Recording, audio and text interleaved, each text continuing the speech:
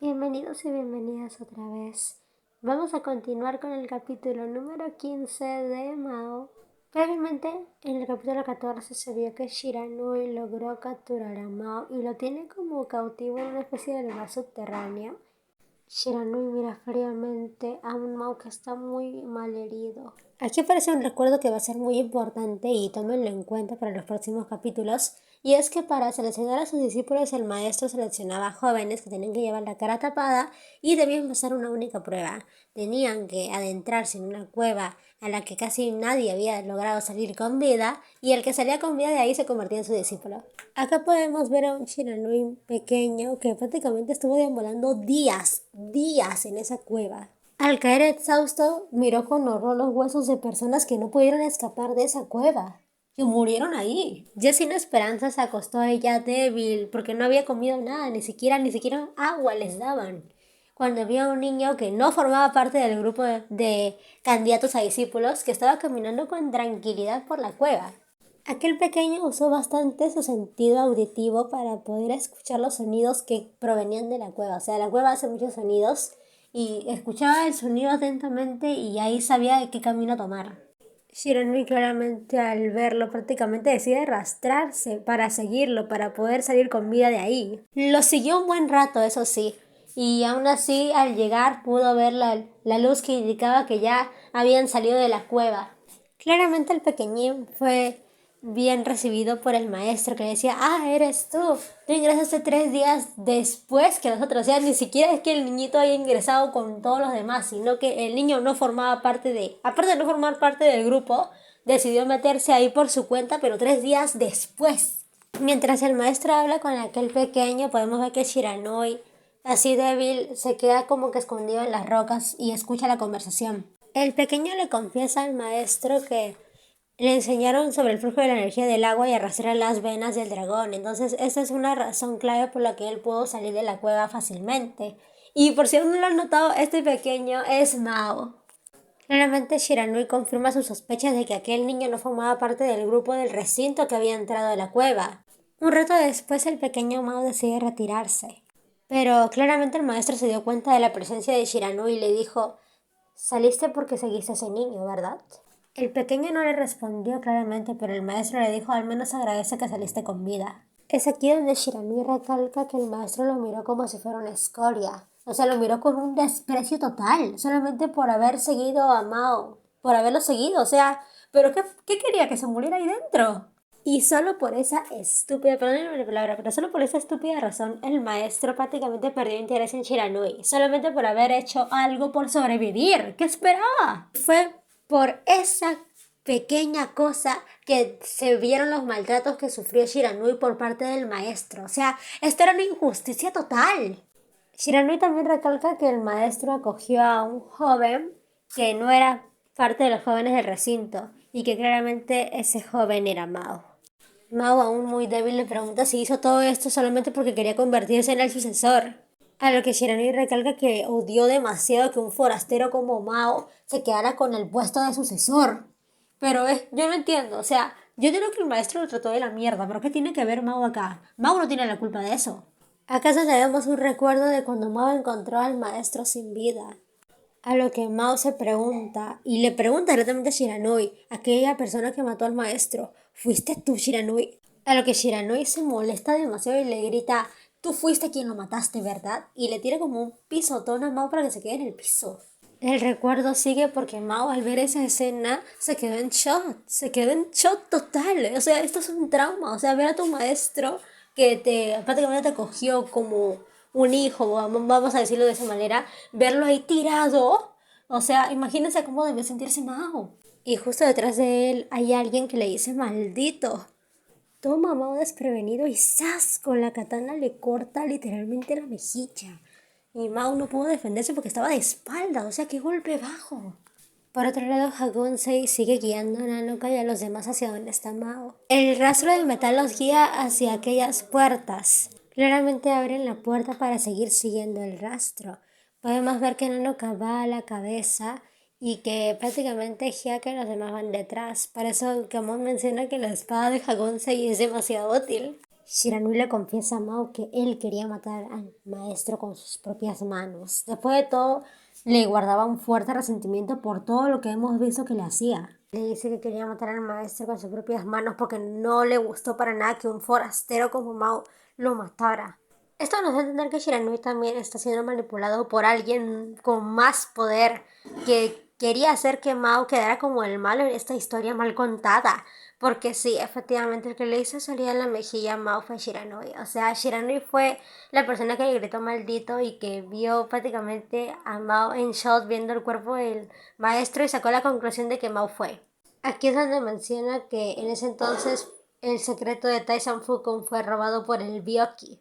Así que Shiranui se sienta y le dice a Mao, más bien le exige que le enseñe el hechizo de Tai Sanfukun, porque cree que Mao lo tiene porque supuestamente salió con el Byoki.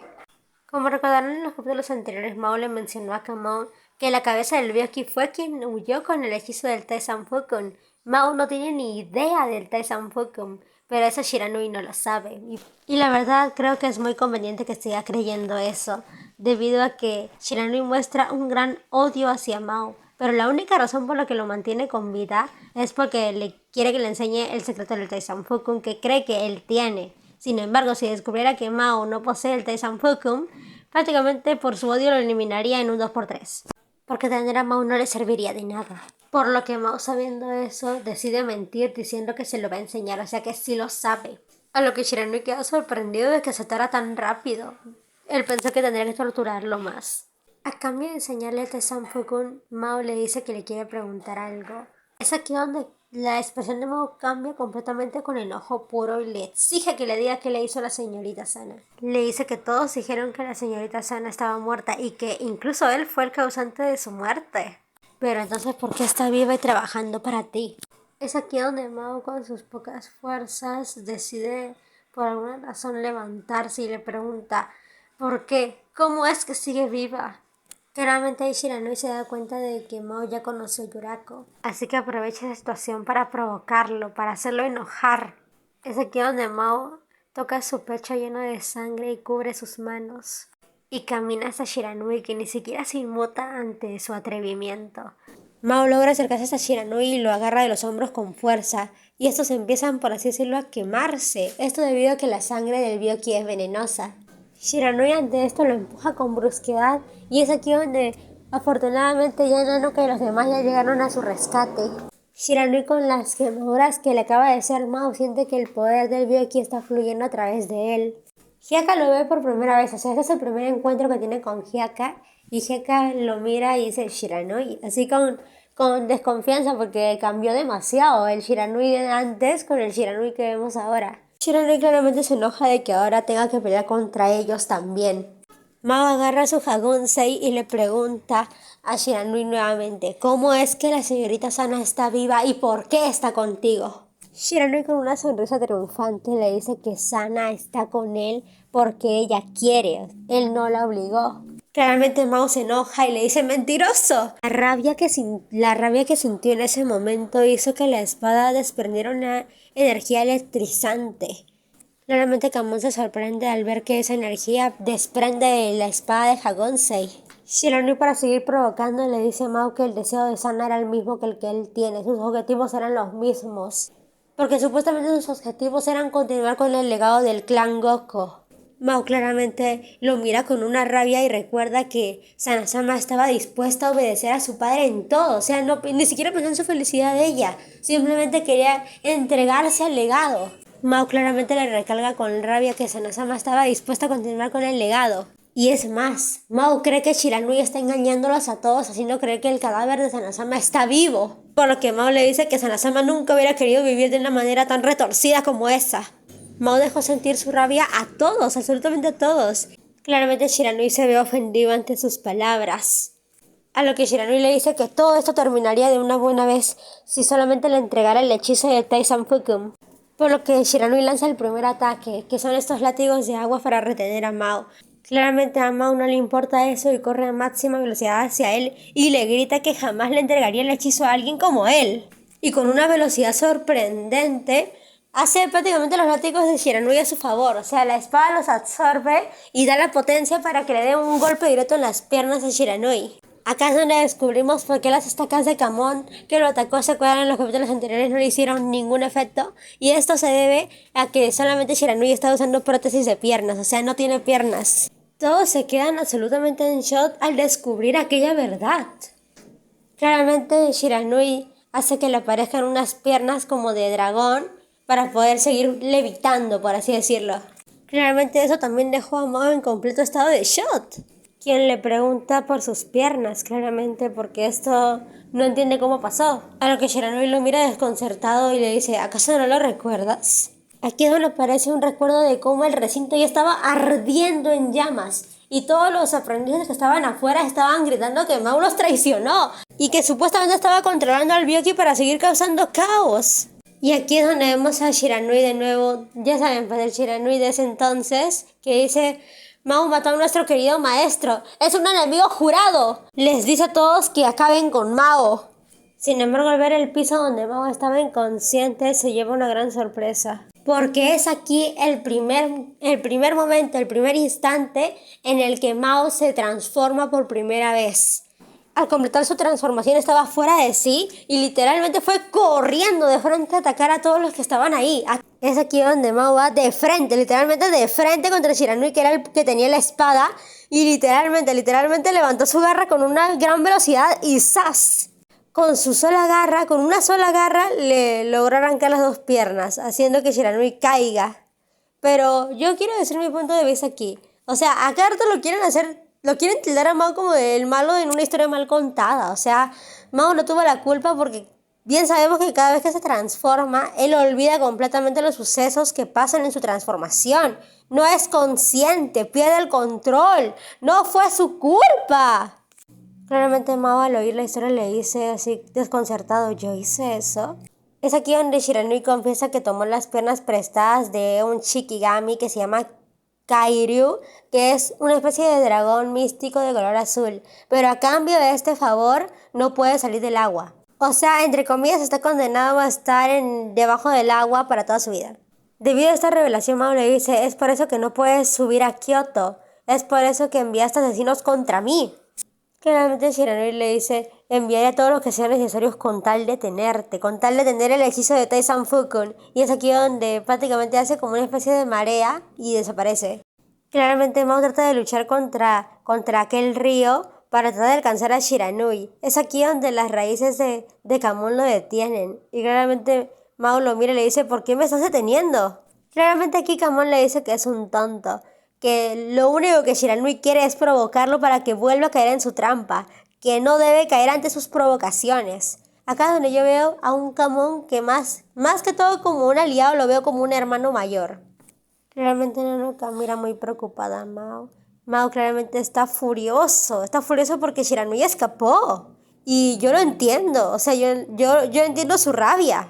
Por otro lado, la casa que fue tomada por Yurako y por la pareja falsa de ese joven que está enfermo, podemos ver a una Yurako llorando desconsolada abrazando las sábanas mientras Hakubi le pregunta, ¿así que viste a Mao? A lo que ella empieza a llorar mucho más fuerte desconsolada.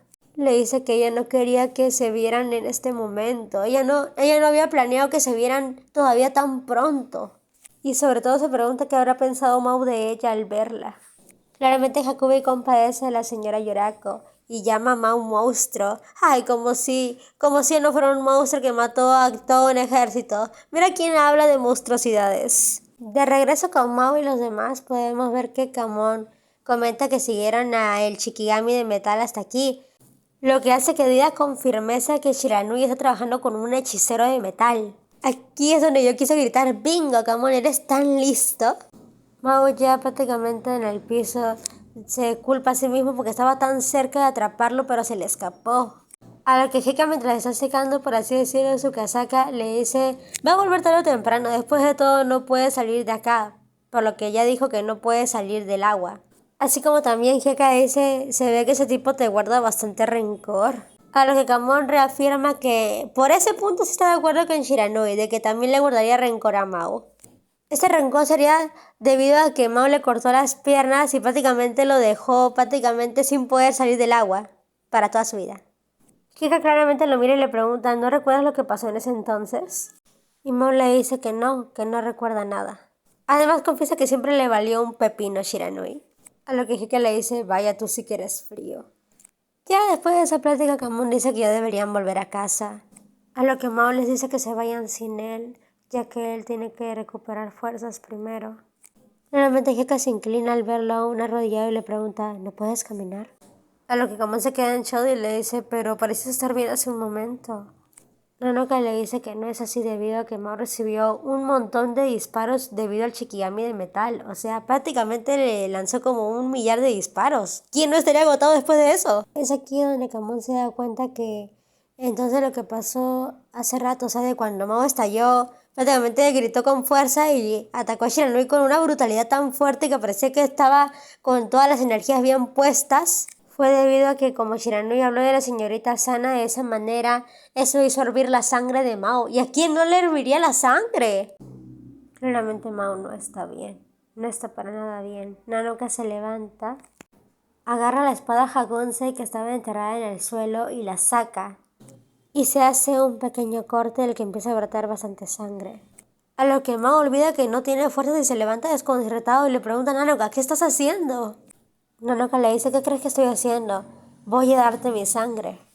Mao la toma del brazo muy preocupado. Aún así se puede ver sus ojeras ya por la pérdida de sangre que ha tenido, pero le dice que no puede hacer eso. No puede hacer eso debido a que esto podría cortar el tiempo de vida de Nanoka. Y eso es lo que Mao más teme. Pero aún así Nanoka le responde con firmeza que eso no le importa y coloca su dedo en la herida de Mao. Justo en el momento en que lo hace, sus corazones laten juntos y ella se acurruca para poder darle ese efecto, o sea, esa calidez aparte y que la sangre fluya de manera tranquila, como si ella fuera una batería humana. Nanoka le dice a Mao que Kamon no hubiera querido ayudarlos debido a que odiaría ensuciar su abrigo.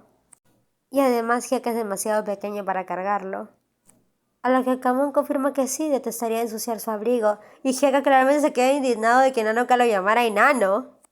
Mao, agotado, lo piensa un instante y luego la abraza y cierra los ojos. Este abrazo la verdad me gustó mucho porque demuestra una calidez y una confianza ya establecida. Mao ya confía en Nanoka sin que se dé cuenta aún. Unos momentos después podemos ver que están bajando la colina y claramente Nanoka se desmayó y Mao la lleva cargando. A lo que Hieka y Kamon, como están adelante, Hieka mira a Mao y le dice, cielos, no puedo creer que se desmayó justo después de ayudarte. Kamon se voltea para mirar a Mao y le dice si quiere cambiar de turno, o sea que ahora Kamon carga a Nanoka, ya que a este no le molesta cargar a Nanoka, pero le molestaba cargar a Mao. A lo que Mao niega y le dice que Nanoka es su responsabilidad y se siente culpable por haberla llevado al límite otra vez.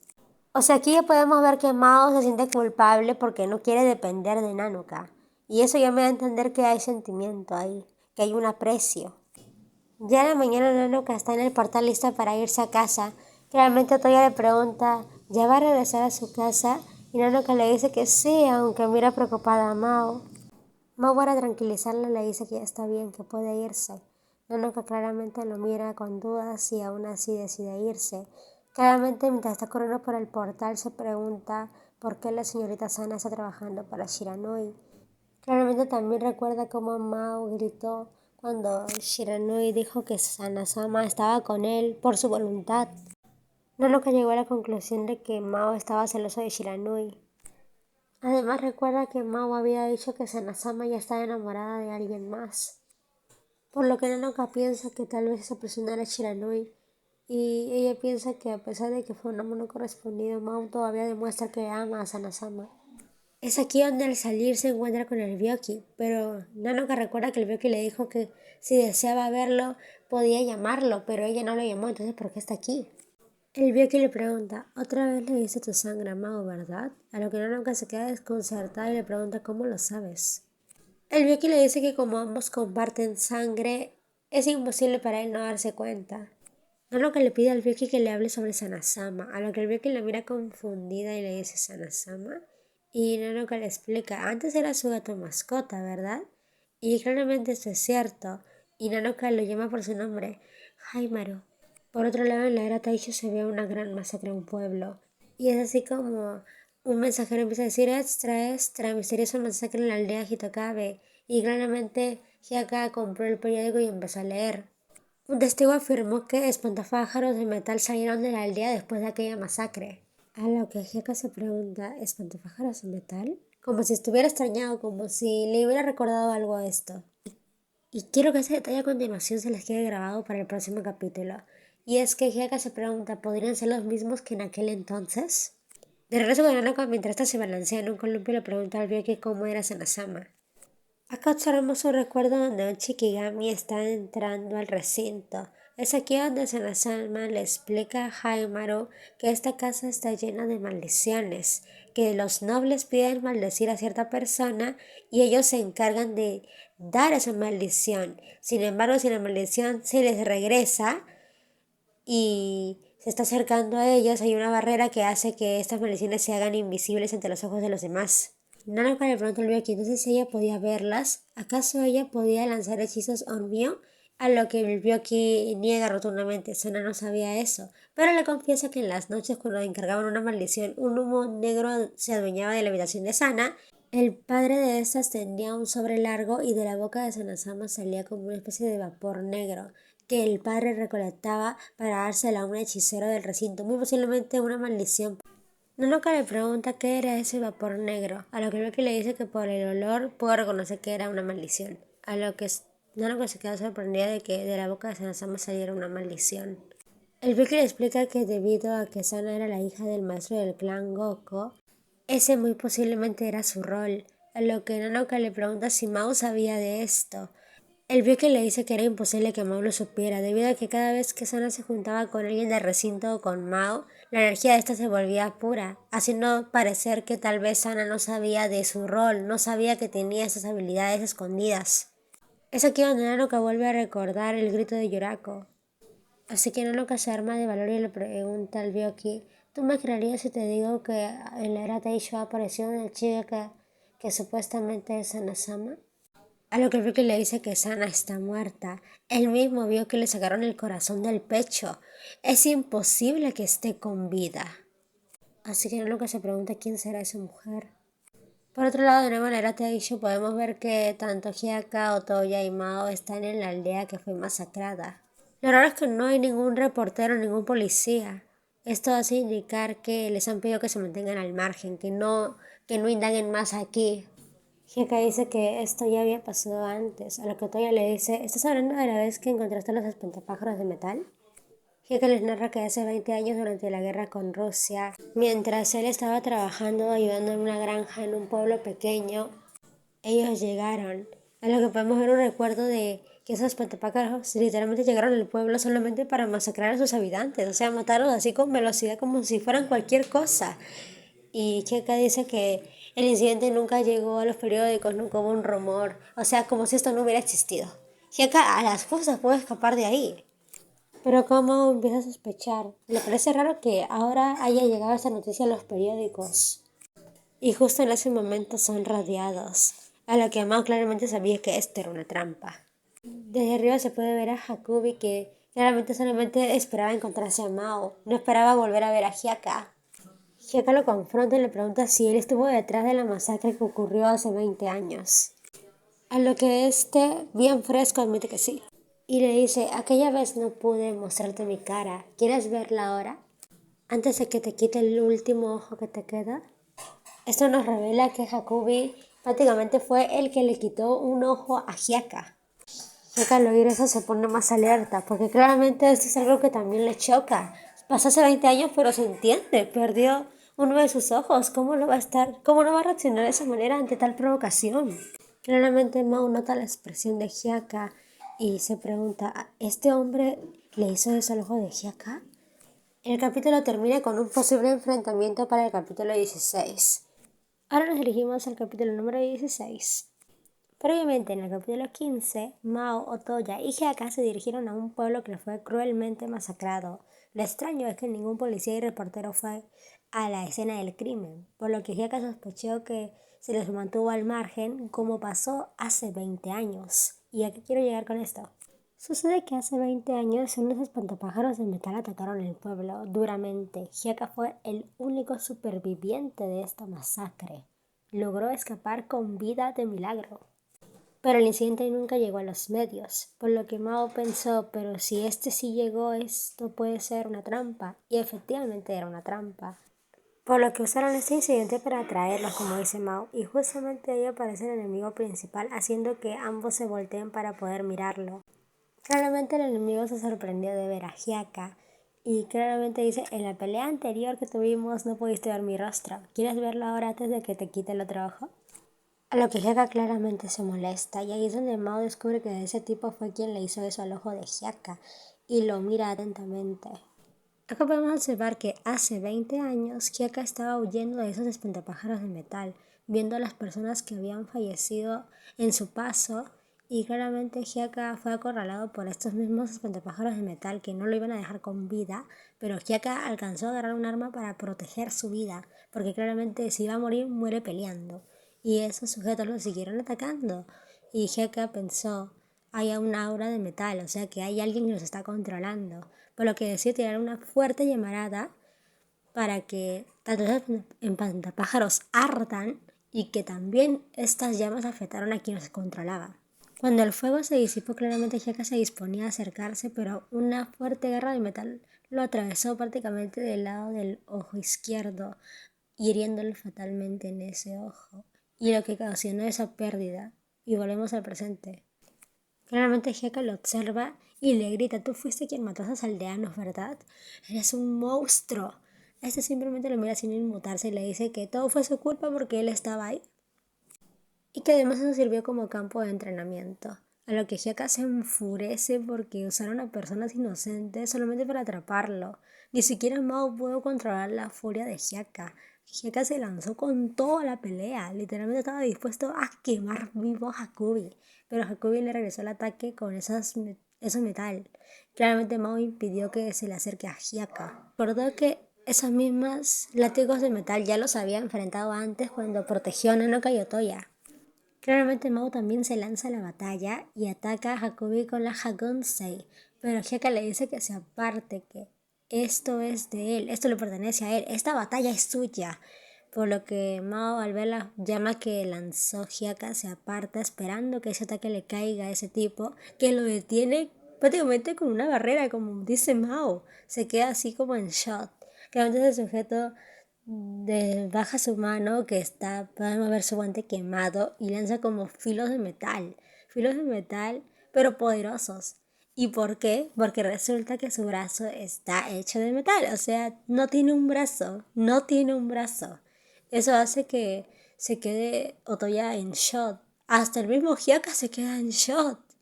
Este simplemente lo mira, porque Hyaka le dice, fue en ese entonces, ¿verdad? Porque efectivamente el ataque de Hyaka sí dio en el blanco. Hizo que Hakubi perdiera un brazo y que ahora solamente puede usar este brazo de metal, cosa que ni siquiera parece que le inmuta eso, porque claramente Mao le pregunta quién eres y aquel misterioso se toca la cara para quitarse la máscara, la va descendiendo lentamente y dice que su mayor problema es que no puede envejecer para nada. O sea, le molesta no poder envejecer. Mao al verlo se queda en shock y grita ¡Hakubi! También Hyaka se queda en shock porque recordemos que Hyaka en el momento en que ocurrió la masacre del clan Goku dice Mao hizo eso pero ¿por qué? Y Hakubi le dijo cuando estaba en el cuerpo de Sanasama yo también lo vi. Mao traicionó al clan Goku. Es un enemigo jurado. O sea, prácticamente el tipo que estaba inclinado en el cuerpo de Sanasama era Hakubi.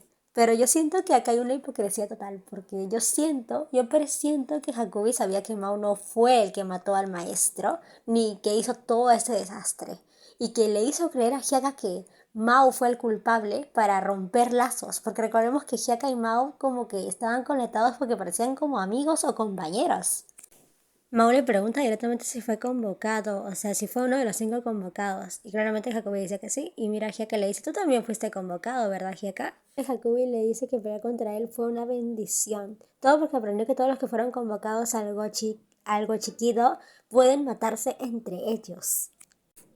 O sea, que cualquier cosa, cualquier herida que les haga a otra persona que no estuvieran convocados en esa reunión en contra de Mao, pueden herirse y esas heridas ya no se van a curar. Pueden matarse y ya no van a revivir. O sea que acá ya podemos ver que prácticamente acá es como un juego, prácticamente que una maldición que dejó un maestro, de que quien quiera ser mi heredero tiene que matarse, tiene que pelear entre todos. Es como un Mortal Kombat.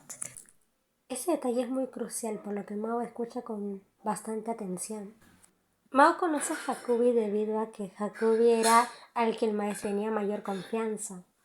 El maestro le entregaba un pergamino a Hakubi que claramente lo recibía cordialmente y poco después se decía que un noble había muerto después de recibir extraños regalos. Y resulta y acontece que estos regalos venían de parte del clan Goku, porque el maestro ordenaba maldiciones en esos sobres que le entregaba a Hakubi, y Mao se preguntaban qué contenido había en estos. Hakubi le confiesa que el clan Goku era su lugar seguro, o sea, era un lugar que lo hacía sentir cómodo. Pero le dijo que por su culpa, por su traición, el clan Goku cayó. Y claramente Hakubi muestra que odia a Mao. Pero yo sigo sin comprender por qué cada rato quieren hacer ver a Mao como el malo. Después de la caída del clan Goku, sucede que Hakubi aprendió a pelear con armas y era más fácil acechar entre las sombras que lanzando hechizos, como sabemos que Hakubi era el encargado de lanzar esos maleficios a los nobles que mandaban a matar a otros nobles. Él murió en incontables guerras, es lo que menciona Hakubi, o sea, pero sucede y acontece que despertaba y estas heridas que fueron provocadas por la guerra desaparecían misteriosamente. Por lo que prácticamente le dice Hieka, pasó lo mismo contigo, ¿no es cierto? Es por eso que Hakubi vuelve a repetir el incidente de hace 20 años. Resulta que el hecho de que peleó con Hieka en ese entonces hizo que se emocionara completamente, o sea, es desde el fondo de su alma y se prepara para atacar de nuevo porque le confiesa que ahí es donde se dio cuenta que sí hay un final, que uno puede caer, no puede haber dos vivos. Mao se pone en posición de pelea claramente y Heka se lanza diciendo qué útil brazo tienes y con un pergamino lanza de nuevo llamaradas de fuego y salen como pequeños circulitos de metal que su fuego se los come como si fuera un dragón y desde el aire se puede ver el enfrentamiento de ambos. Otoya piensa que Heka tiene la ventaja porque el fuego le gana al metal. Pero eso depende mucho si la fuerza de ambos es igual, porque si uno es más fuerte que el otro, claramente ahí se rompe el sistema. Pero resultó que la obra de metal de Hakubi era mucho más fuerte.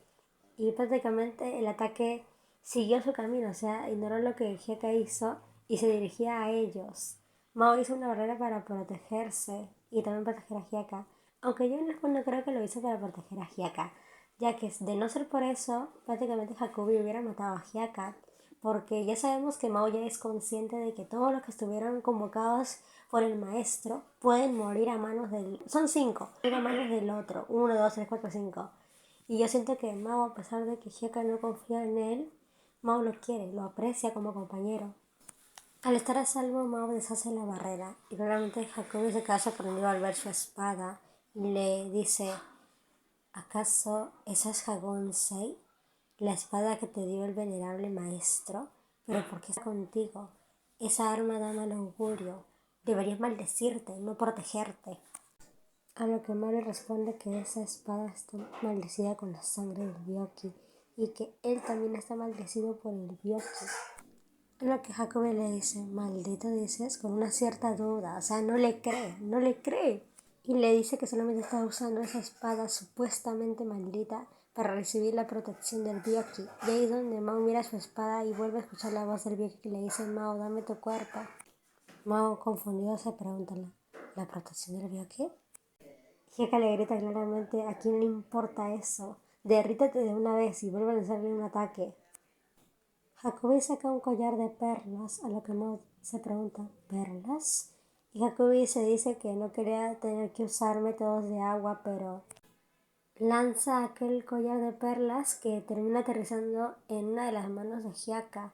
Claramente Hyaka confundido desciende y salen más espantapájaros de metal frente a él.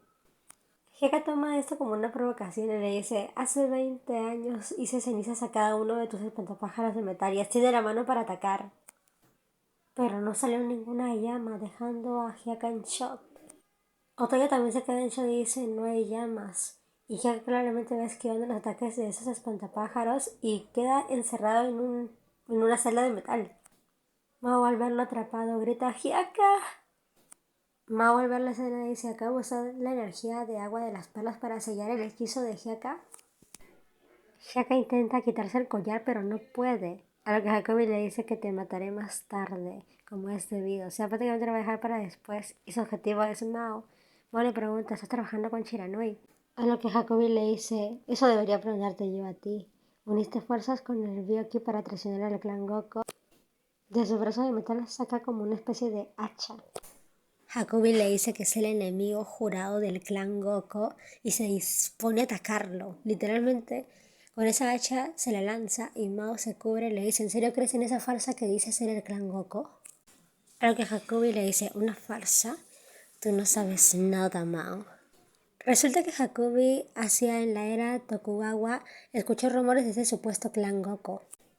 Se decía que supuestamente un superviviente estaba realizando servicios de prolongación de vida, así como también maldiciones a los nobles. Al oír esto, Hakobi decidió ir a buscarlos. Él también creyó que era una estafa, por lo que estaba dispuesto a ir y matar a ese impostor.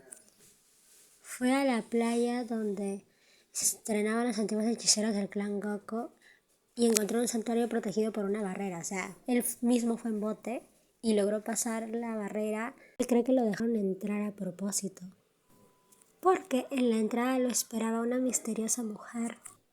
Tenía un aura siniestra y muy familiar.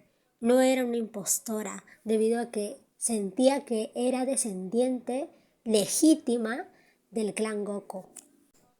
Mao confundido le dice a una mujer, a lo que Hakobi le dice, ya la has conocido, la señorita Yurako. A lo que Mao recuerda su encuentro con Yurako y piensa, ¿Sana-sama? Hyaka por otro lado grita, oye Hakobi, maldito, ¿de qué mujer oscura y siniestra hablas? A lo que Hakobi le dice que conozca su lugar y que se dirija a él con más respeto. Y prácticamente hace que la celda se haga más pequeña. Hakobi vuelve a mirar a Mao y le dice, no es la mujer que crees que es. Mao le pregunta qué es lo que él sabe. Hakobi le dice que eso tendrá que averiguarlo él mismo. De que esa hacha se convierte en una especie de garra y atrape a Mao por la espalda. O sea, se le clavan todas esas garras en la espalda. Claramente Mao suelta un quejido porque es inmortal. Claramente eso le duele porque hace que pierda sangre. Es aquí donde yo puedo ver por primera vez a Hyaka.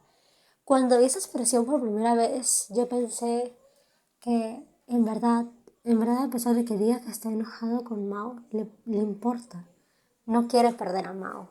Le importa porque lo conoce desde su tiempo de que llegó. O sea, es imposible. Para mí es imposible que Hyaka niegue que está enojado con Mao cuando pone una cara así. Cuando es como que sintiera el sufrimiento que está pasando Mao en esta escena. Hakobi mira con frialdad a Mao y Mao le pregunta, ¿estás detrás del secreto de Taisen Fukun? Y Hakobi le dice que no le interesa el hechizo de prolongación de vida. Sin embargo, Shiranui insiste en aprenderlo. Y abiertamente yo sé por qué quiere aprenderlo, pero ese es un spoiler del manga que no pienso dar. Claramente empieza a salir como humo de detrás de la espalda de Mao donde están esos ganchos, porque todos sabemos que la sangre del Byoki es venenosa, que claramente el metal se derrite con la sangre del Byoki. Claramente esto deja en shock a Hakobi y ojos rojos de Mao. Claramente Hakobi vuelve a intentar atacarlo, pero esta vez sí logra dar en el blanco. Mao no logra esquivar a tiempo y es empujado por un montón de fierros que se le quedan incrustados, o sea, brutalmente, le incrustan todo el cuerpo y Mao claramente se queda en shock del dolor. Nuevamente podemos ver a Hyaka preocupado porque grita ¡Mao! ¡Maldición! Como jalando las rejas que lo encierran porque se siente imponente, ve que está sufriendo su amigo, su compañero y no puede hacer nada. Hakobi dice, Shiranui me dijo que la sangre del Byoki fluye por tus venas, Mao. Y también me dijo que es un veneno mortal que quema y derrite a cualquiera que lo toque. Otra vez activó su arma y le dice, eso te pasa por haberme desafiado. Hyaka muy asustado pregunta, Mao, no me digas que ya estás muerto. El silencio fue lo único que se escuchó hasta que pudimos ver las 6 colas indicando que Mao se acaba de transformar. Hyaka en ese momento se quedó petrificado. Podemos ver que las colas de Mao se mueven y él sujeta las barandas de metal que lo tienen retenido. Y de alguna manera este logra destrozarlas para finalmente estar libre. Otoya le dice maestro Mao, a lo que Hyaka dice, ¿ese es Mao? Es ahí donde Hakubi le dice, ahora lo veo, Hyaka. Eras tan cobarde que te escondiste y no viste a esta criatura, ¿cierto?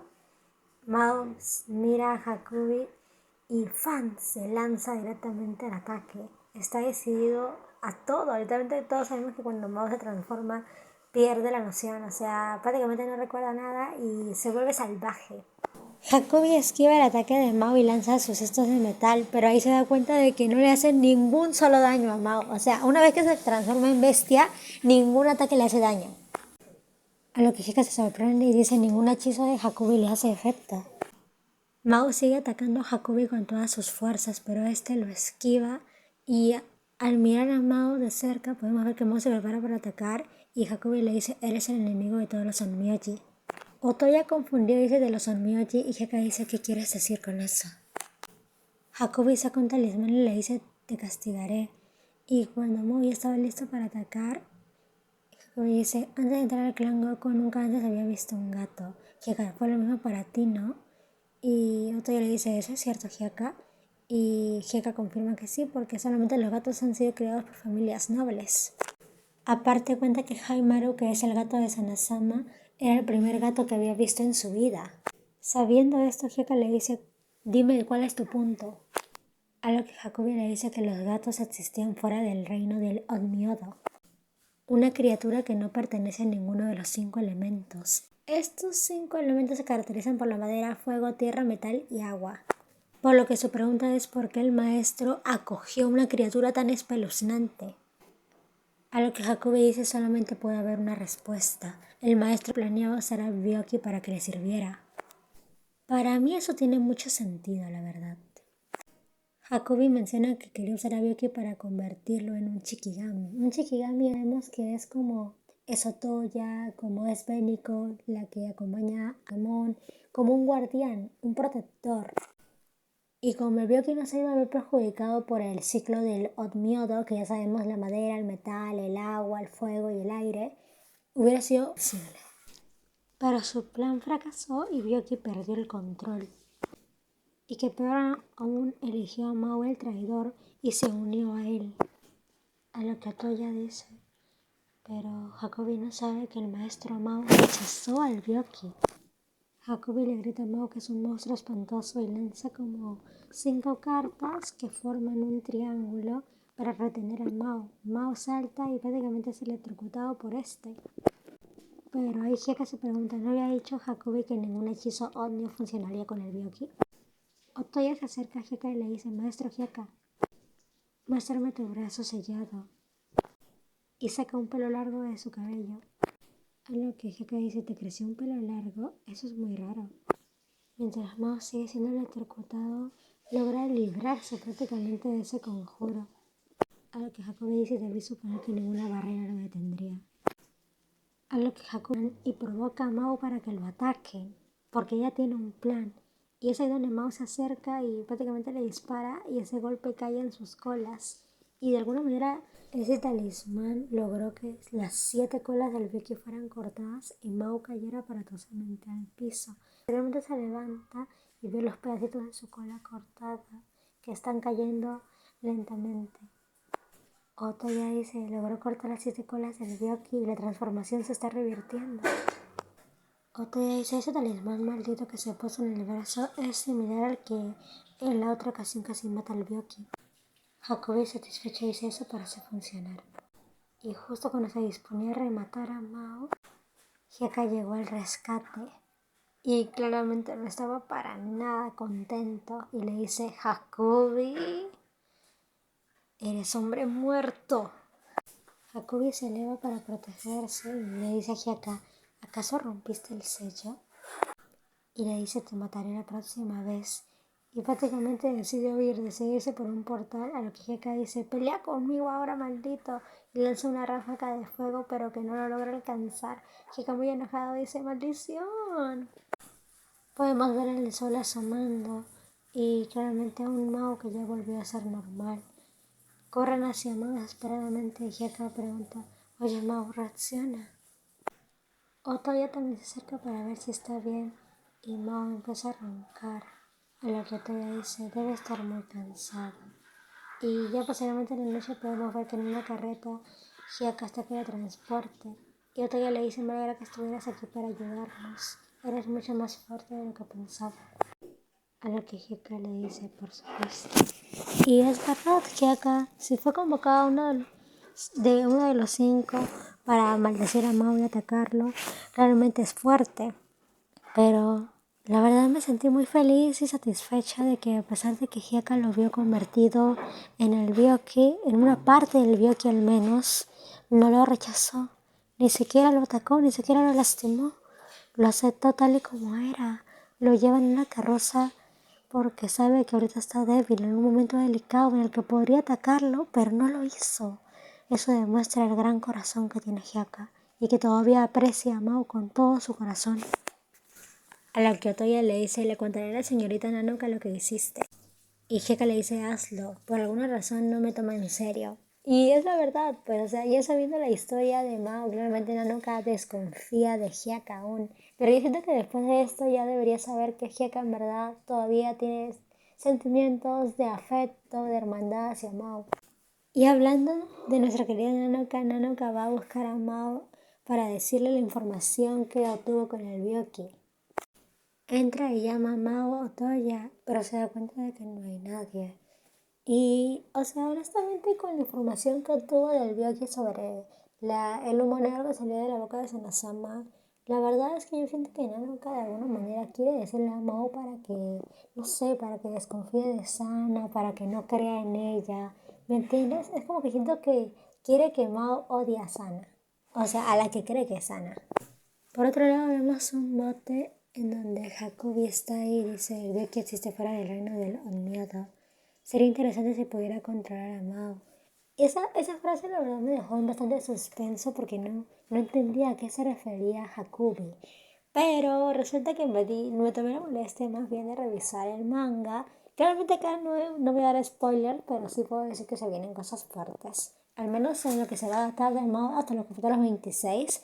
Esperemos que se adapten esos capítulos porque la verdad yo siento que es algo de lo que quisiera hablar y profundizar más. Por eso es que tanto yo reviso un poco de lo que es el anime, pero también reviso un poco de lo que es el manga. No quiere decir que lo lea completo por si acaso. Y eso sería todo por el capítulo de hoy. Pero honestamente quiero confesar algo. Yo empecé grabando 4 videos a la semana seguido, pero me estoy dando cuenta de un detalle. Es que estos últimos capítulos, porque imagínense, de 26 ya creo que estamos casi a la mitad de que finalice esto. Y están habiendo demasiados detalles que obviamente no puedo resumir en 10 minutos. Mínimo me tardan 25 minutos cada capítulo ahora. Entonces estoy pensando hacer solamente 2 capítulos diariamente para hacerlo de una manera más entendible, donde ponga un poco de lo que es teoría, ponga un poco mis opiniones al respecto de cada capítulo. Y bueno, ya con ese aviso, eso sería todo. Bye, cuídense.